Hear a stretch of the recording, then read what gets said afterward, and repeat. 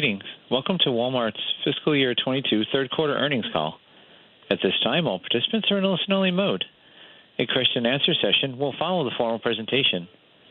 If anyone should require operator assistance during the conference, please press star zero from your telephone keypad.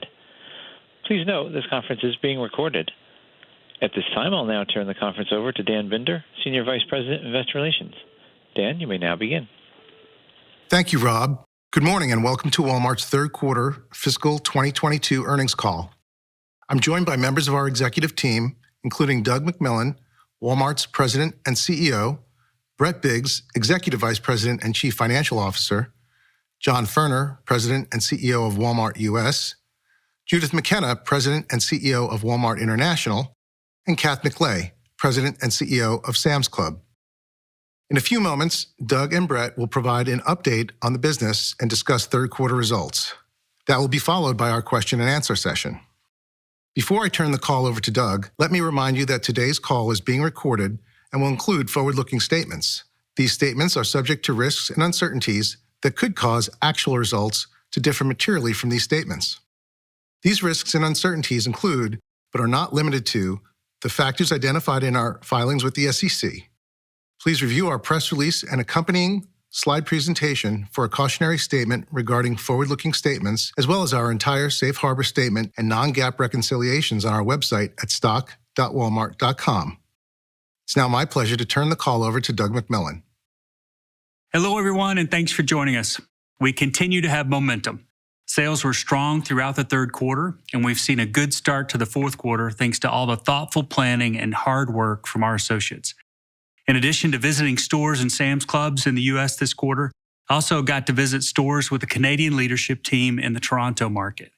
It was a reminder that our associates around the world have served others throughout this pandemic with courage and resilience. Our Canadian stores had some great items for Diwali. We sold through Halloween well, and the seasonal areas were ready for Christmas. In the U.S., we're ready for the holidays too. There's a level of excitement in the air. You can feel it. I've been walking away from these stores with a recurring thought. We're ready. We have the people, the products, and the prices to deliver a great holiday season. Around the world, so many families depend on us for food, apparel, home items, TVs, and seasonal items like toys and Christmas trees. They trust us to have what they're looking for and at the right price. And while this year has its challenges, we're in position to serve them. All segments saw strong top-line gains in the quarter, excluding divestitures, and I could not be prouder of our team. They continue to solve problems and move with speed. Walmart US drove a sequential acceleration in comp sales both on a 1- and 2-year basis and continued to gain market share in grocery. Sam's Club had another very strong quarter, as did Walmart International, with China, Mexico, and India leading the way. Customers and members are shopping with us across channels, and we're making it easier for them. Speed matters. That's why we offer fast, same-day delivery to millions of customers around the world. Walmart has served customers across economic cycles for more than 50 years. Each one is unique, and they require us to adapt. In this latest cycle, the pandemic caused shifts in how customers and members shopped and what they purchased. The long period of sustained demand for goods has stretched supply chains, resulting in out-of-stocks and inflation. Fighting inflation is in our DNA. Sam Walton loved that fight, and so do we. I want to thank our truck drivers, merchants, replenishment teams, our associates that move inventory through the supply chain, and our suppliers. They're working together creatively and quickly. We have lots of variables to manage to deliver everyday low prices to customers and simultaneously strong financial results for our shareholders, and we're using them. We continue to make progress on our strategy. The team is moving fast and being aggressive as we build the pieces of our flywheel. In the U.S., Walmart Go Local for last mile delivery is an example. We're excited to have the Home Depot join Walmart and Sam's Club to share our white label delivery as a service platform. This service is powered by our proprietary driver platform, Spark Driver. The technology behind it is now available in Mexico as we learn to build more digital products that can be leveraged globally. Spark continues to grow and is now active in 900 U.S. cities, providing access to more than 50% of U.S. households. And we're just getting started. We recently enabled a new feature within the Spark Driver app called Shopping and Delivery, which gives service providers the option to shop and deliver customers' orders. So if delivery slots are full at a location, this feature allows us to serve that demand. The Spark platform has a lot of potential in the U.S. and beyond.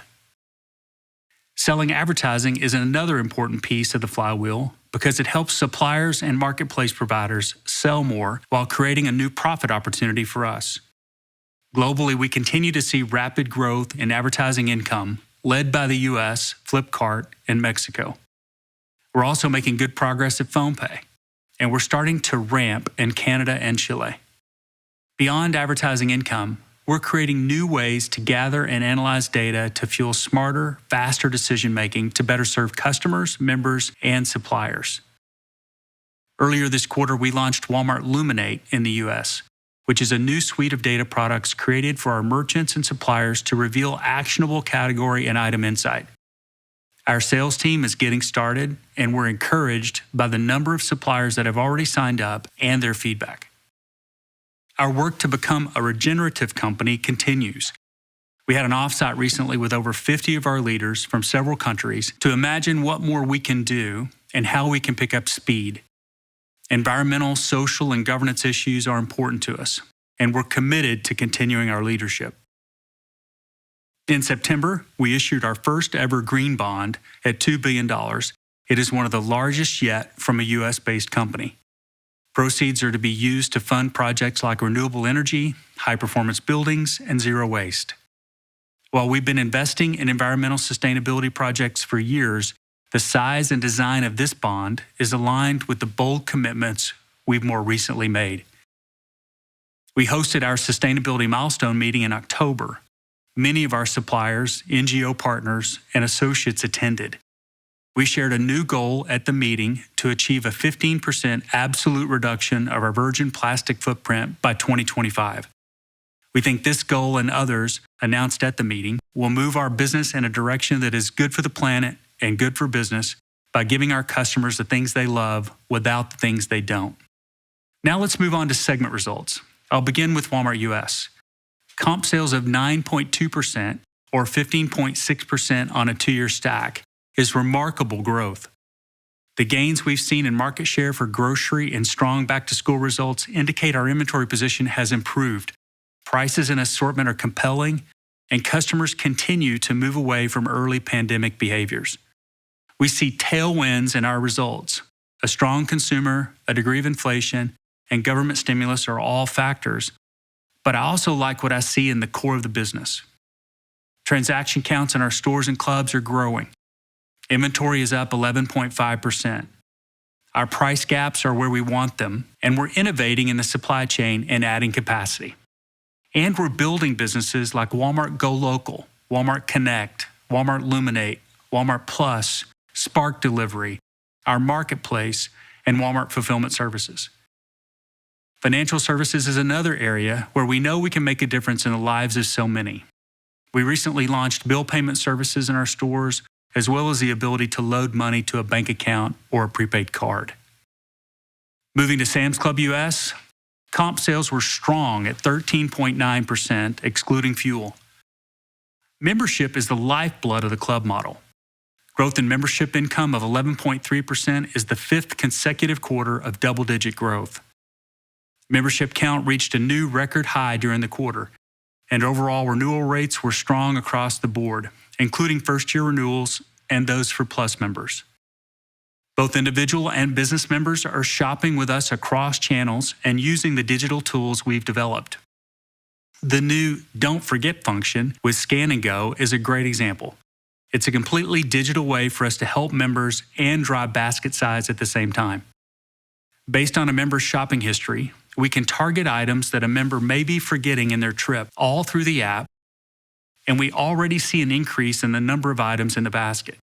We're also expanding delivery options at Sam's. We now offer same-day delivery for 440 clubs using our Spark Driver network. Turning to Walmart International, We had another quarter of strong growth with sales up 10.3% and profit up even higher at 17.5%, excluding divestitures and currency. We ended the quarter in great shape on inventory and price gaps. Back to school and other fall celebrations helped drive traffic for us as families began to get back to normal shopping patterns. The festive season is off to a strong start with Big Billion Days in India. We continue to see strong growth in e-commerce. On a 2-year stack, sales increased 91%, led by Flipkart and China.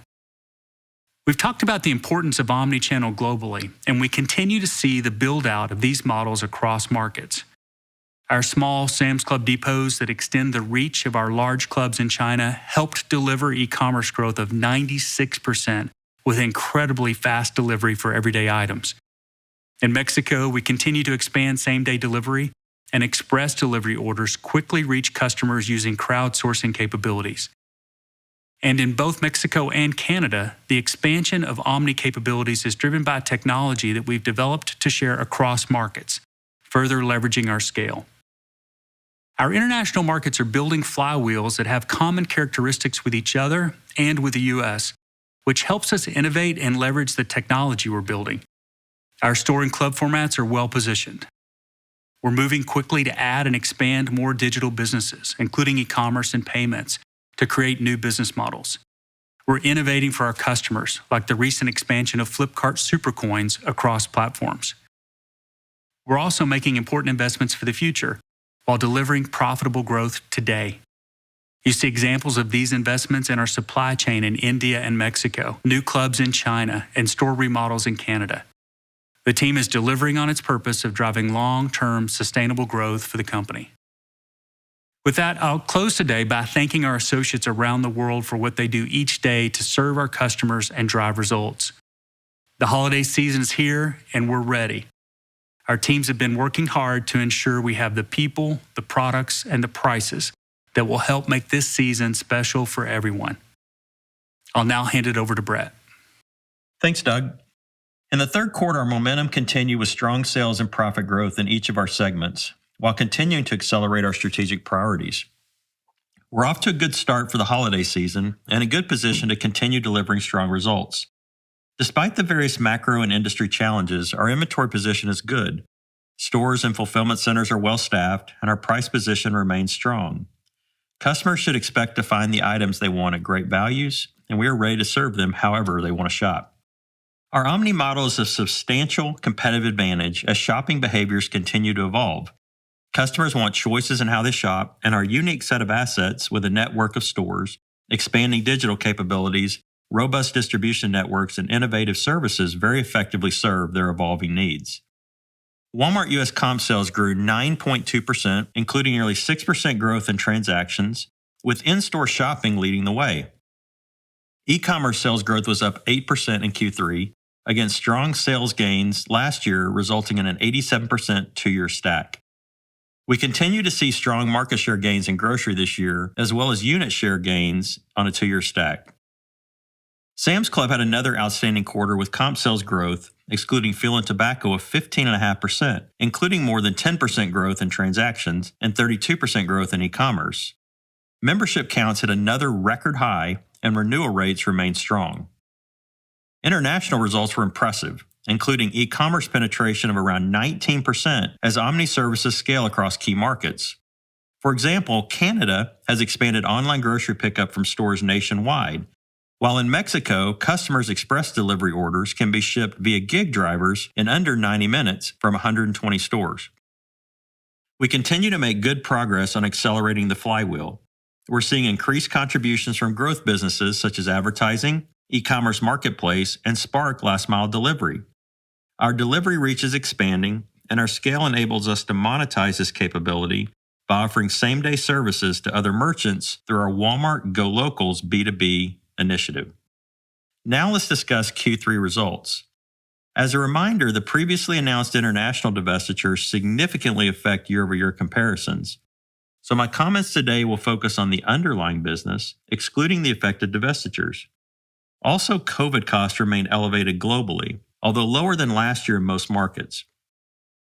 In addition, EPS includes a 67-cent negative effect from premiums paid for bond tenders, which allowed us to retire higher rate debt to reduce interest expense in future periods.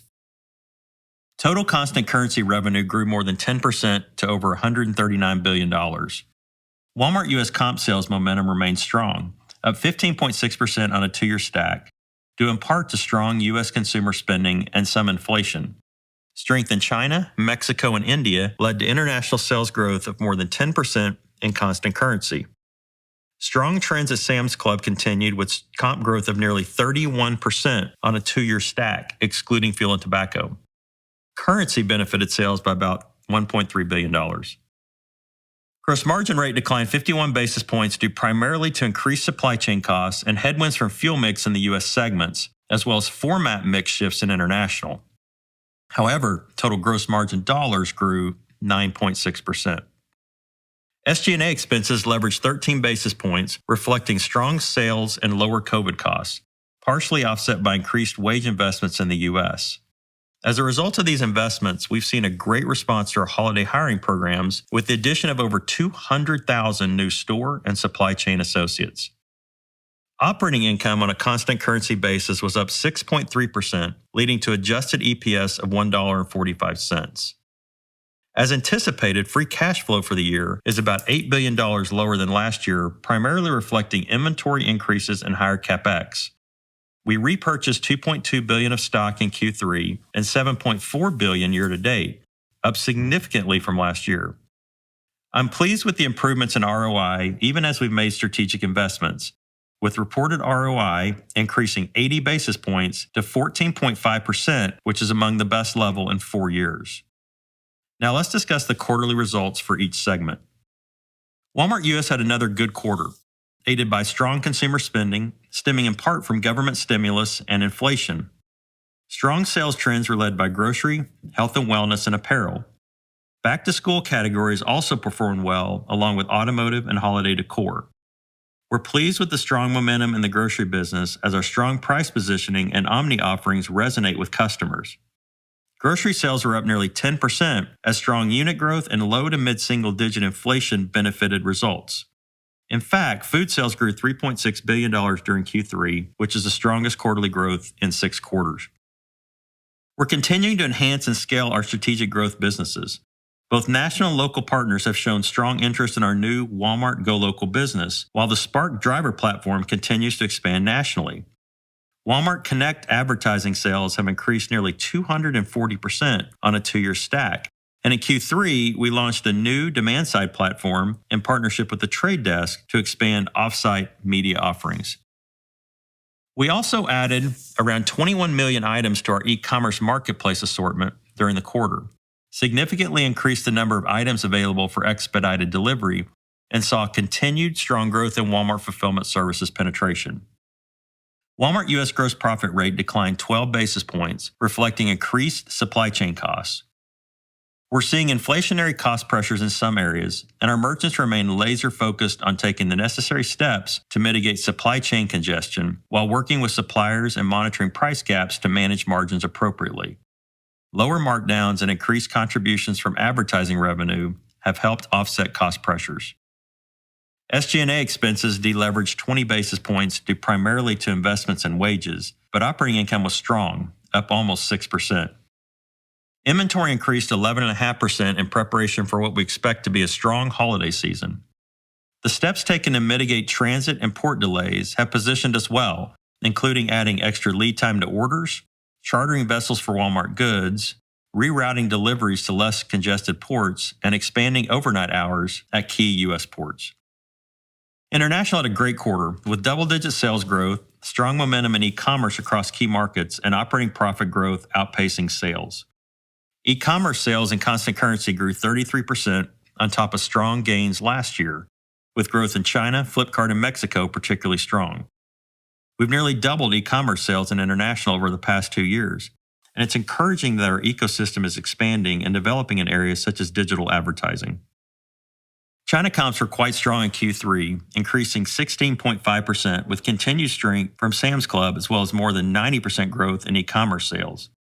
During the Mid-Autumn Festival, sales were terrific, And we saw an acceleration in omni performance with nearly all hypermarkets setting online sales records during this event. Flipkart had another good quarter, with strong sales growth and favorable trends in monthly active customers and users. In anticipation of the holiday season, the team has doubled fulfillment capacity versus last year, with dozens of new fulfillment center locations, more than 1,000 last-mile delivery hubs, and expanded relationships with Corona partners to handle a large percentage of last-mile deliveries. Comp sales in Mexico increased 6% and grew faster than the market, according to ANTAD, with strong consumer spending on categories related to back-to-school and seasonal celebrations.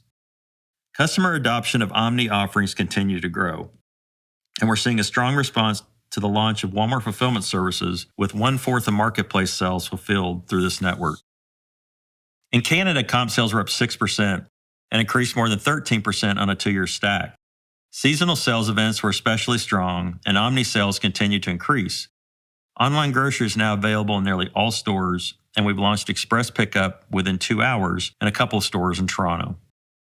International operating income in constant currency increased 17.5%, reflecting strong sales and expense leverage. Sam's Club continued to deliver excellent results with strong growth in sales, membership, and profit. Membership income was up more than 11% as we achieved another record in member counts, strong renewal rates, and increased Plus member penetration. Sam's operating income was up more than 10% as strong membership income and expense leverage more than offset gross margin pressure from supply chain costs, fuel, and inflation. Now let's turn to guidance. We anticipate Q4 Walmart U.S. comp sales, excluding fuel, increasing around 5%, resulting in over a 6% gain for the full year. Annual adjusted EPS is expected to be around $6.40 for the year, representing 17% growth. We continue to make good progress on our capital investments, but we now anticipate the timing of some investments originally planned for this year will flow into next year.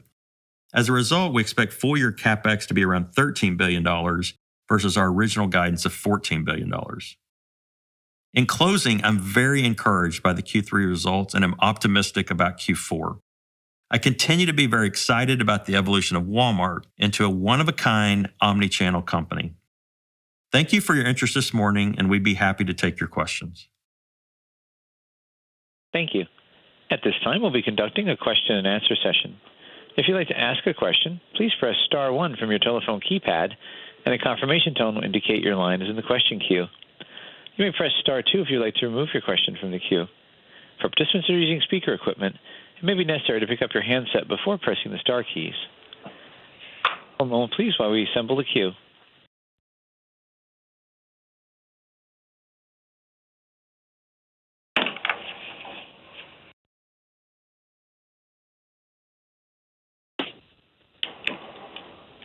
Mr. Lasser, please proceed with your questions.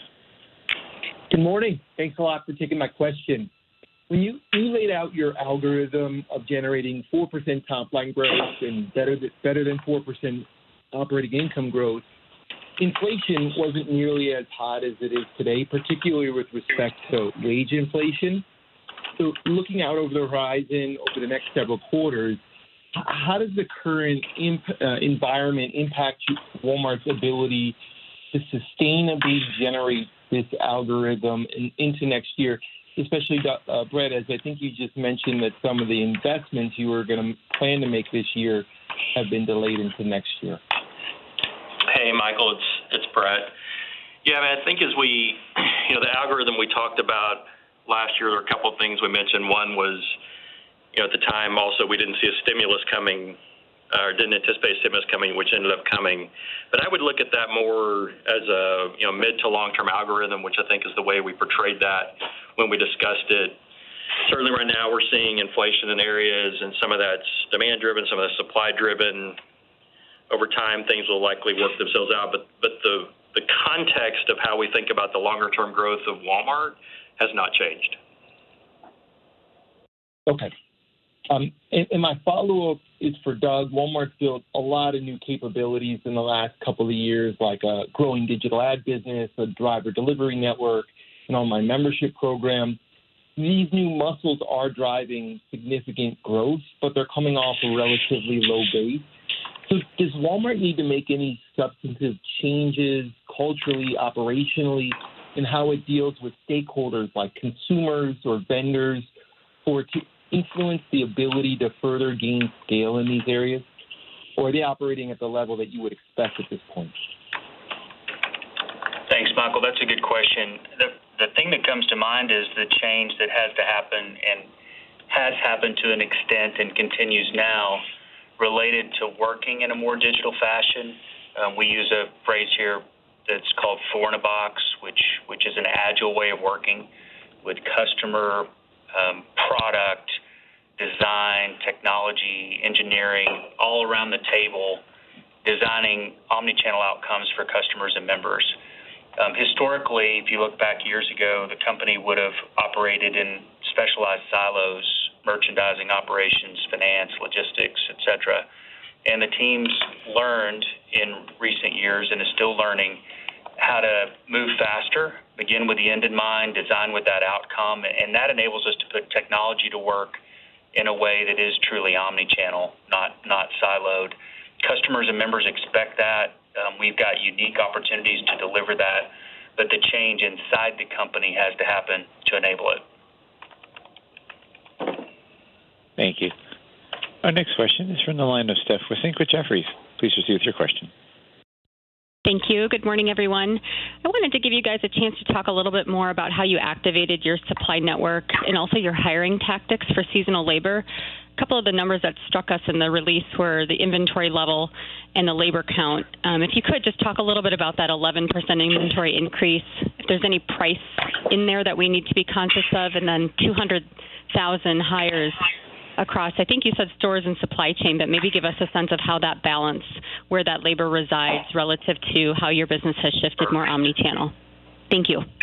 This is Doug. I think for that answer, we need to get John, Judith, and Kath to respond because the supply chain and hiring challenges are around the world. John, you want to kick it off? Yeah, I'd love to. Good morning.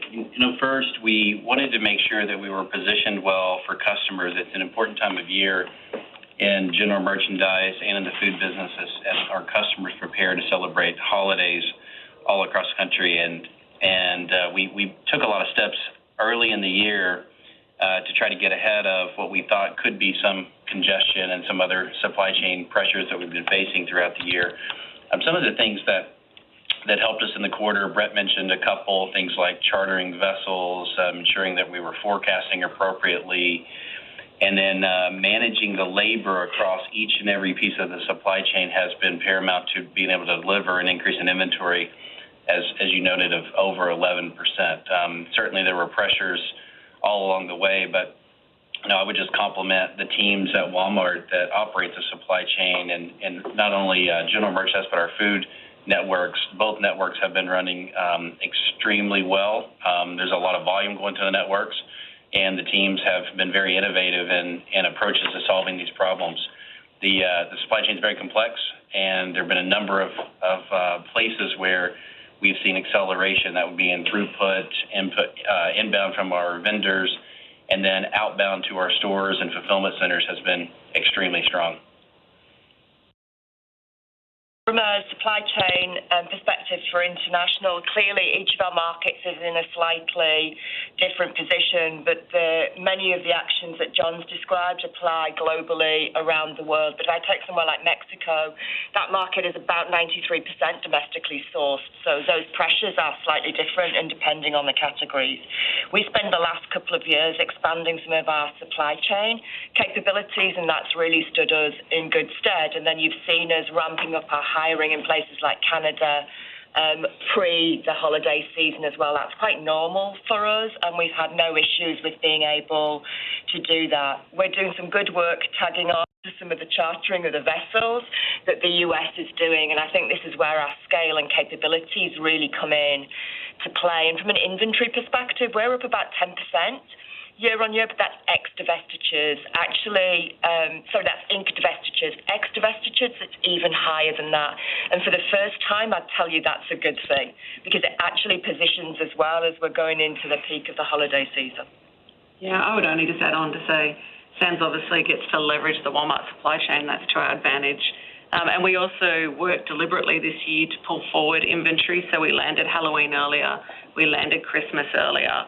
So everything's just shifted up a little bit, which has put us in a good trading position. All right, thank you. Our next question is from the line of Karen Short with Barclays. Please proceed with your question. Hi, thanks very much. I just wanted to ask a short-term question. So looking at your guidance for 4Q, wondering if you could give some puts and takes on gross margin and SG&A. I appreciate there are a lot of moving parts on the wage front, but the implied 4Q flow-through on EBIT is significantly higher in 4Q than it was in 3Q. So that's my first question. Yeah, Karen, this is Brett. I think probably you answered your question a little bit. There are puts and takes as we look at the quarters. There has been for the last 8 or 9 quarters, and there is really for every quarter. And as we look at all the potential things that we see in the supply chain, as we see in the labor market, as we see in pricing, the EPS guidance that we gave is kind of an amalgamation of all of those things. Bit of a different mix in Q4 too of what we'll sell. Thank you. Our next question is from the line of Peter Benedict with Baird. Please proceed with your question. Hey, guys. Good morning. I kind of a question just around Walmart's positioning during periods of inflation and recognizing that this is a level of inflation, we haven't seen for a very long time. Can you just, Doug, maybe take us through how the business historically at least has responded, how customers have behaved?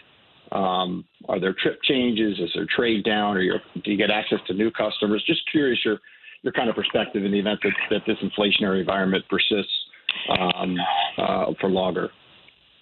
Yeah, sure. Hi, Peter. I was just thinking about Judith because she was reminding us this week just how much inflation we've experienced inside Walmart around the world over time. We haven't seen this kind of inflation in the U.S. for quite some time, but we have operated in markets where we've seen this, basically forever and even more extreme. So that experience is helpful. We do start with wanting to keep prices low. The purpose of the company is to save people money and help them live a better life, and we get excited about trying to do that.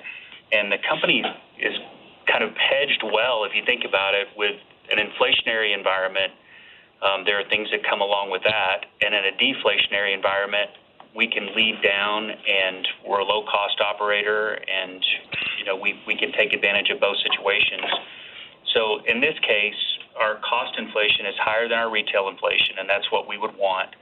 But we've got lots of flexibility as we monitor price gaps to decide what we do with general merchandise, what we do with apparel, for example, what we want to do with beef, with the inflation that's happening there, and it becomes a mixed management exercise with us trying to manage serving the customer member well, managing the bottom line. We would care a little less about how the gross margin and SG&A balance out as we would what the net looks like. And so we're managing in that fashion, and that's what you can expect us to do going forward. Our next question is from the line of Simeon Gutman with Morgan Stanley. Please proceed with your question. Hey, everyone. Good morning. So I guess I'll ask a multi-parter since maybe we're only getting one.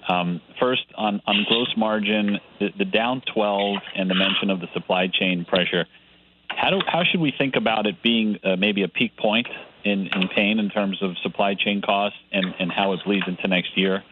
And I thought I think someone, I don't know if it was Kath or Judith, mentioned the buying forward of inventory. Is this inventory just owned further upstream in the supply chain, or it's already in your DCs and stores that can be deployed?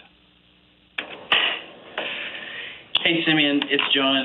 Let me take the first part of the question, and then we'll handle the second part together. As far as gross margin, we start all these conversations with what's the right value for customers, given our position in the marketplace. And we've been pleased with the results in terms of price gaps over the last 18 months. We're in a better position than we were before the pandemic, and we intend to keep our price gaps that way. As Doug mentioned, our cost inflation is definitely higher than retail, so we will hold on moving any retails as late as possible. And what you saw during the quarter, in the third quarter, more specifically in gross margin, were costs that came through in terms of supply chain. That would be everything from our domestic supply chains, labor, international supply chains as well. And we had benefits of lower markdowns and higher sell-throughs. That would include back to school. We had a very good back to school season. Our Halloween sell-through, both in food and general merchandise, were very strong. And we see customers who are celebrating. We're pleased with our position as we go into Thanksgiving. I've been out in stores around the country, and our feature mix looks much better than a year ago. We definitely have a holiday feel.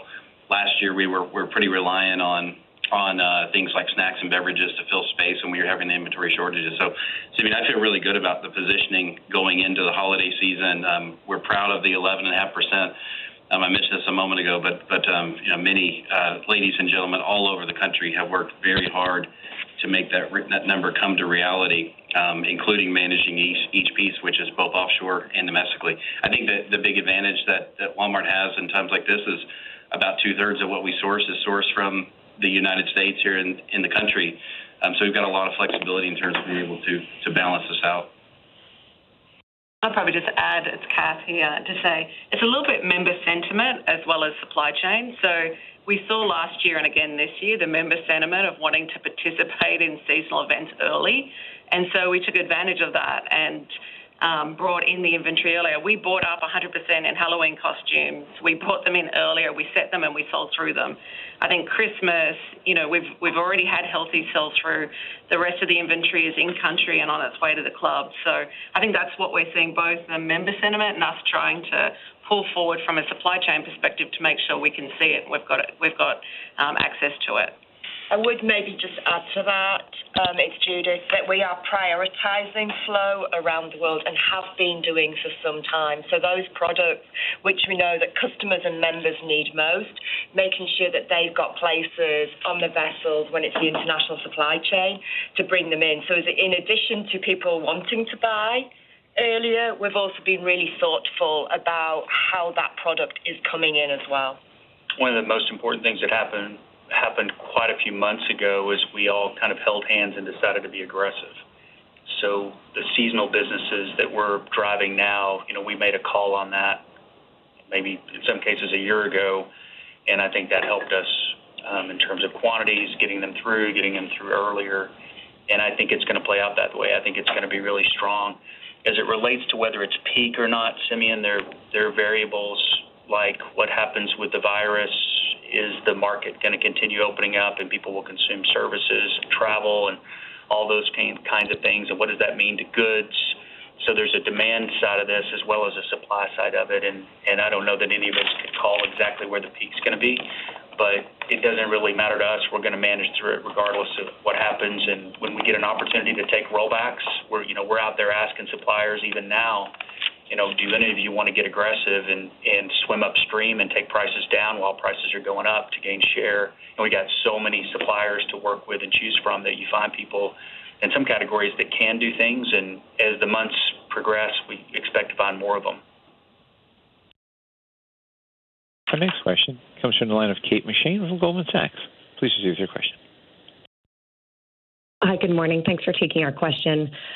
It was mentioned in the prepared comments in the presentation about the impact of stimulus in Q3, and I was wondering if there was any way in which you can quantify how much stimulus had an impact in Q3 versus Q2, realizing, of course, that we're getting further away from initial stimulus, and what you're thinking of contribution of stimulus could look like in Q4. Yeah, Kate, this is Brett. It gets pretty challenging to try to quantify that impact with some of the other impacts that we're seeing as well. Obviously, there are some parts of the stimulus that wound down in Q3, things like child care credits that kept going through Q3. But demand is really strong. Unit demand is strong. Go in our stores, they're crowded. So we continue to see good demand. And I think as your question stated almost, as we get further and further away from stimulus, I think it makes us feel better and better about the demand for what we're doing. And Kate, specifically in the U.S., good morning, it's John, by the way. Specifically in the U.S., we certainly see a consumer that has a strong balance sheet. We see spending levels higher. We see demand that's higher. Traffic being up 5.7% in the quarter is an encouraging sign. And then having categories like apparel lead the business, which is discretionary. Our apparel team has done a great job positioning us going into the back half of the year with new technology, new product. Having apparel lead is certainly encouraging. And then also we're really proud of the results in food with 2-year share gains and units accelerating retail gains. I think gives us an indication of how the consumer is feeling and how they're going to be spending the rest of the year. It seems like the most pronounced thing we saw would be in hiring. Like when the stimulus dollars started to go away, the hiring situation changed faster. We saw people come back, and in a matter of weeks, we were back to being staffed. Yeah, that's right, Doug. Ford was more pronounced than on the demand side. Yes, it certainly was, and certainly felt the impact of that early in the year when the Delta variant began. And then in the last quarter or so, we've added close to 200,000 people in the workforce. We're really excited to welcome the 200,000 new associates to the company.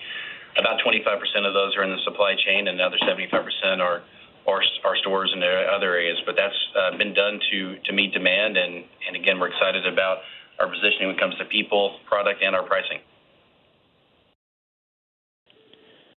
Our next question is from the line of Bob Drbul with Guggenheim Securities. Please proceed with your question. Hi, two questions for me. Good morning. I guess the first one is, can you share a little perspective on the Walmart Plus membership program and what you've learned so far and how you feel about it? And the second question is, can you talk about, I think, the 21 million items you added in the marketplace? I know that's been a big focus for you guys, so just love to hear sort of where you think you are at this point. Thanks. Sure, Bob. Good morning. First, we're really excited about the Walmart Plus program. We launched just over a year ago with some really core values for the customer, which include unlimited delivery, primarily from stores, but that doesn't include e-commerce. The program also offers fuel discounts and Scan and Go, and then most recently, we offered early access to customers, Plus members who are shopping on our holiday events. So our Plus members now have about a 4-hour window to be able to access product ahead of the market, and certainly seeing great results from that. Plus is a really important part of our growth strategy over the long term. We know once a customer becomes a member, and typically those are members that are joining who are already pickup customers, we know their spend increases and our first place wallet share grows. So, looking forward to the progress that we'll be able to make over that in time. And the second part of your question, could you repeat? Just some perspective on the e-commerce marketplace, the 21 million new items. I know that's been a focus. So just where you guys think you are at this point. Yeah, we're currently about 160 million items available. So 21 million growth in the quarter is a really nice gain, and we certainly see high demand from marketplace sellers. One of the services that we're excited about is Walmart Fulfillment Services. We can scale that business just about as quickly as we'll be able to add capacity. So got a lot of great plans in the supply chain. We've talked about supply chain a number of times this year, but we've got a lot of innovation and investments in the supply chain that we're very excited about to add capacity for the overall network. But this certainly will include and support our marketplace sellers and have a great seller value proposition as we look forward. The next question is from the line of Ben Zhu with Stephens. Please proceed with your question. Hey, thanks. Good morning. I want to ask a sort of two-part question related to, Brett, your commentary around ROIC and some of the team's broader commentary around wage investment relative to inflation. You're at one of the strongest ROIC metrics that you've seen in some time. You're talking about, it sounds like, being pretty competitively positioned relative to hiring and being able to staff up back to full staffing as the stimulus fell off. You've also been investing in wages. I'm curious, with all of those variables in place and inflationary backdrop, how do you feel about your level of investment around wages and into the organization? And do you think that we're in an environment where you can deliver against the productivity loop that we were also focused on at the start of this year? Yeah. Hey, Ben, how are you doing? I'll go back to really what we talked about in February, which came up on a question earlier. I still feel really good about the long-term algorithms, mid to long-term algorithms that we discussed in February about being able to grow operating income faster than sales as a company going forward, and that would portend to, I think, shareholders over time being pleased with the direction of ROI. We have some capital to invest, and John's talked a lot about that, particularly on the U.S. side on supply chain, and we're going to do that because we think it's going to help us long term on both the top line and bottom line. But I am pleased with where we are from an ROI standpoint. We're focused on it, and I think over time it should continue to grow as a company. One of the things we mentioned in February was the importance of automation, and we'll be talking more about that in the future. But if you just go back and review what we said there, we've got opportunities in distribution centers, fulfillment centers around the world to deploy new technology that'll help us with productivity, and that'll take some capital investment. But if you look at what it delivers on the other side for customers and members, as well as from a productivity point of view, we continue to be excited about that. And last thing I'd add, Ben, certainly the focus on top line, Doug mentioned a few minutes ago, but we made decisions about over a year ago to certainly be aggressive with inventory positioning. The team is really focused on top line growth. One of the fun things in retail is adding up the score every day, and that starts with your revenue. And with revenue growth, we are in a position where we can leverage our fixed costs. And then, as you've heard all throughout the call this morning, then the middle we can manage, and we've got a team who are great at managing the middle. And the middle would include things like costs, gross margins, wages, the other factors in the middle. But overall, we're happy with the position and ability to manage it. And the last thing I'd say is we're excited about the investments in wages and associates. This last round positively affected about 565,000 people, and it's a really large number. 565,000 people got a raise, and we're proud to be able to be in the position to do that. Our next question is from the line of Chuck Grom with Gordon Haskett. Please proceed with your question. Hey, thank you. Great quarter. Brett, I was wondering if you could just unpack some of the moving parts on the third quarter U.S. gross margin compression of 12 basis points, and I guess looking ahead, how you see that line item playing out in the fourth quarter. Yeah, thanks, Chuck. We didn't give guidance in any specific lines on Q4, but I think it demonstrates again what we've said for many years, just all the levers that we have to pull as a company to be able to, for a P&L to work at the same time that we're serving customers the way that we want to. And really Q3 would be no different from the standpoint of levers moving one way or the other. Certainly we had supply chain cost pressures, you have some input cost pressures. But then when you get the demand that we're having, it leads to lower markdowns. Fuel was a pressure in Q3, which sometimes it's a positive, sometimes it's a negative. Feel really good about our advertising business, John, and the growth that we're seeing in the U.S., but also globally. So it's all these things that come together, and as a management team, cost side and margin side, it's up to us to manage those pieces in a way that gets to the results that we had in Q3 and the results that we've guided for in Q4. So, we've managed through a lot of different environments over the last 8 or 9 quarters in particular, and feel good about this team's ability to continue to do it. Our next question comes from the line of Edward Yruma with KeyBanc. Please proceed with your question. Hey, guys. Thanks for taking the question. A quick two-parter for me. I guess first, you guys have added a lot of capabilities and use of AI. Really interested in understanding how it's made you change how you manage the business. Have you been able to get faster? And then as a follow-up on Marketplace, nice growth in assortment. It does seem like a lot of Marketplace participants are selling items that are out of stock in the core Walmart business. I guess how's your view on kind of Marketplace in terms of enhancing the assortment versus offering consumers products that may be sold out at Walmart? Thank you. So let me good morning, Edward. This is John. A couple of things on your first question, talk about capabilities.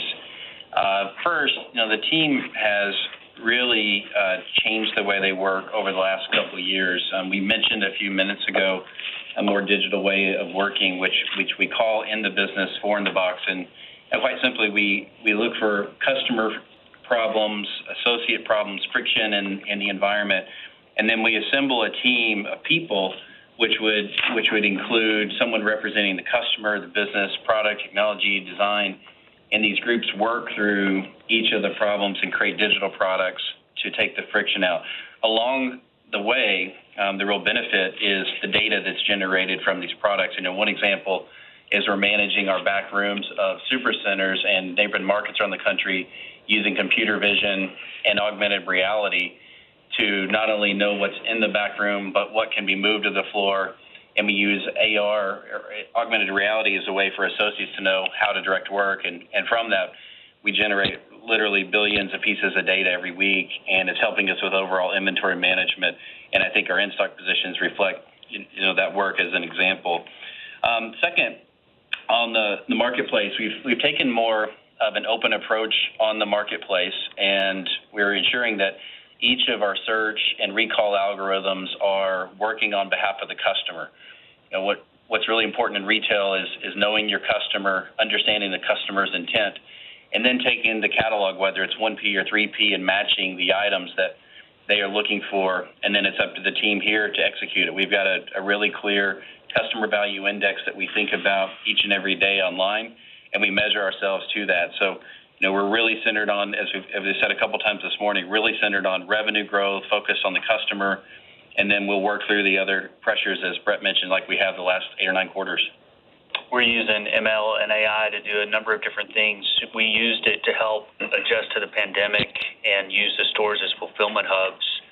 We use it for predictive baskets, smart substitutions. Our in-stock assistant is AI empowered. And this modernization that we've been talking about with you guys in previous meetings is continuing, which unlocks more capability to use that data. We've moved 153 petabytes of data to the cloud so far, and we've got room to grow there, and we can put data and machines to work in ways in this company that we've not yet done, but we are making progress. Thank you. As a reminder, so that we may address questions from as many as possible, we ask you please limit yourself to one question. Our next question is from the line of Robbie Ohmes with Bank of America. Good morning, guys. I'm going to break the rule on the one question. Just Doug, just to let you know ahead of time. Doug, I was hoping can you frame the digital advertising opportunity for us a little bit, both maybe U.S. and international? You guys, I think, have mentioned it, quite a bit on this call. How big is it now? How big can it get? Areas you're developing, and then just my add-on question is just, I don't think you guys spoke about the gas prices rising, and maybe remind us, maybe John, you could remind us the gas price impact on the customer outlook for Walmart with it going up so much. Yeah, Robbie, I would expect you to break that rule. As it relates to digital advertising, we are really excited about it. Obviously, we're coming off a smaller base than some others. We've shared that the 2-year stack's 240% in the U.S. At some point, we may share a number with you. We're obviously talking about that. The thing I'm excited about is it's happening everywhere. Judith is driving an advertising income business around the world, and this flywheel that we showed you guys in February is coming to life across markets in a way that generates a different business model that, will change the company in the long term. And it's happening, and we're excited about the fact we've got traction in a number of different areas. Gas prices are a concern. They're a concern not just in this country, but everywhere. They're up dramatically versus a year ago, and the customers had money. And at some point, that's going to come to an end. Hopefully, that's a gradual process, and hopefully gas prices come down. And we sell a lot of fuel, and in both Walmart U.S. and Sam's, we're trying to help keep those prices down. I'll just pick up a couple things, Robbie, on ads. Excited about the momentum. I like the way the team has positioned the business and call it Walmart Connect. It connects buyers, sellers, and customers on the platform. And that's really important, that everything we do is centered around the customer. And in the last quarter, we added a new Chief Revenue Officer, Seth Dallaire. We're excited to have Seth on board and looking forward to the impact he'll be able to make in the ads business. And, as Doug said on fuel, certainly we're watching the pricing in fuel where we can offer value. We will, and we do. But, we know that Americans spend a large percentage of their income on food and energy. And so with pressure on energy prices, then certainly it's up to us and the team to do everything we can to keep prices low and to fight inflation. And the team's doing a nice job of that. It's Judith. Maybe just on our tech for international, one of the other things to add is the way that we're sharing technology, but also capabilities around the world. as that flywheel builds out, using the capabilities that we're building in different markets to support markets that are earlier in their journey is really important. So, for example, the Flipkart ad tech platform, which is developed and really quite mature, we're deploying that in Chile, for example, whereas Walmart Connect, that program is deploying in Mexico and Canada. So another great one of those areas where not only is it benefiting all of the markets pretty much around the world, it's also ultimately being built off shared capabilities. Thank you. Our next question is from the line of Paul Lejuez with Citigroup. Please proceed with your question. Hey, thanks, guys. Could you talk about cost inflation on the grocery side of the business versus general merchandise? What are you seeing on each, and how do you think that compares to what competitors might be seeing and what you expect them to do in terms of passing it through to the consumer, and how does that influence your decision about pricing? Thanks. Good morning, Paul. This is John. First, as we said earlier, our unit growth in grocery is growing faster than dollars, and that's a position we'd like to stay in as long as we possibly can. We want to keep prices low for customers all across the business, and we'll be the last to go up. So we're happy with our price positioning. We see gaps that are wider now than they were before the pandemic began, and we intend to maintain that position. As far as the mix goes, it's relatively even across the business. So there aren't areas, with probably the exception of the beef category, that really stand out from grocery to general merchandise. But we've got solid growth in general merchandise as well. Leading the business is apparel. Our health and wellness business has been strong. So the supercenter and the overall business has an ability to mix that's quite helpful. And in the last quarter, part of the margin compression, we were down about 12 basis points, was benefited by mix. It was benefited by higher sell-through, and then was also benefited by lower markdowns as a result of those sell-throughs. And then we had supply chain costs that came through. So the team at Walmart have a broad portfolio of categories and a broad portfolio of levers that they can use to keep prices low for customers. Thank you. Our next question is from the line of Joe Feldman from Telsey Advisory Group. Please proceed with your question.